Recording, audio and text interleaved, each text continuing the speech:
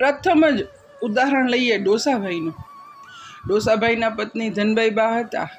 એ શ્રી ગોપાલલાલજીની સેવા સમરણ બધું કરતા, પણ ડોસાભાઈ અવૈષ્ણવ હતા એટલે ધનબાઈ બાઈને કાંઈ વાત કરતા નહીં. પણ એક દિવસ વેપાર કરવા જતા હતા તો કેવો જીવનદાસનો સંગ થયો. જીવનદાસનો સંગ થયો ને બધી વાતચીત વિવરણ એ બધું થયું તો સીધા એને મંડપમાં ગયા. ત્યાં મહારાજ જમનેશ પાસે નામ નિવેદન લીધું અને એને શેના દર્શન થયા? આમ દંડવત કર્યા ને તો ઠાકોરજીના ચરણારવિંદ પાસે ડોસાભાઈનું મસ્તક હતું અને આંખું બંધ કરીને અને આંખું ખોલે છે ને તો એની અંદર ગોપેન્દ્રજીના 16 ચિહ્નને દર્શન થયા અને ત્વરિત જ 16 ચિહ્નની રચના કરી. સત્ય સ્વરૂપ શ્રી ગોપેન્દ્ર પિયા અને ચહે ખટે 10 ચિહ્ન કે ઉર અંતર ધ્યાને ધરો ને પુષ્ટિજન પ્રમેય